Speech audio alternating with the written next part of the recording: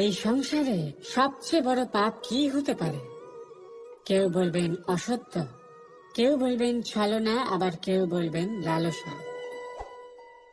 না, সংসারে সবচেয়ে বড় পাপ হলো নারী জাতির অসম্মান, নারীর মান ভঙ্গ করা। কারণ এই অপরাধ কেবল নারীর শরীরকেই নয়, বরং তার মন আর আত্মাকেও আহত করে থাকে।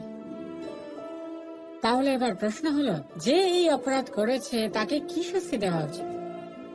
কেউ বলবেন শারীরিক যন্ত্রণা, আর কেউ বলবেন মৃত্যুদণ্ড। কিন্তু এই অপরাধের শাস্তি নির্ধারণ করার আগে এটা জানার কি কোনো প্রয়োজন নেই যে অপরাধী আসলে কে? এখন আপনি বলবেন সহজ ব্যাপার, সেই পুরুষ যে নারীর মান ভঙ্গ করেছে। কিন্তু এ কি সম্পূর্ণ সত্যি? নিজের অপমানের জন্য, নিজের সম্মানকে নিজেই হারানোর জন্য কখনো নারী কি নিজে দায়ী হতে পারে না? ভেবে দেখুন, সম্মানহানির থেকে বাঁচার জন্য সর্বপ্রথম সম্মানের সীমার উপর নজর দেওয়া প্রয়োজন। রাবণ সীতার হরণ এই জন্যই করতে পেরেছিলেন, কারণ সীতা নিজের বোকামোর জন্য রাবণের সেই সীমা উল্লঙ্ঘন করা সহজ করে দিয়েছিলেন।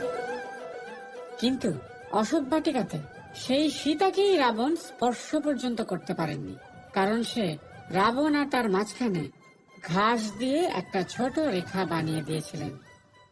জীবনে না বলতে শিখুন।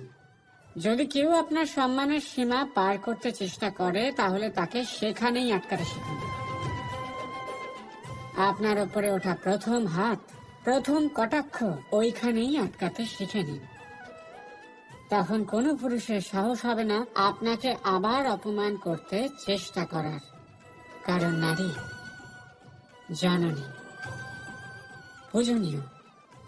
তাই নিজেকে দুর্বল মনে করে আপনি অপরাধী হবেন না। রাধা রাধা।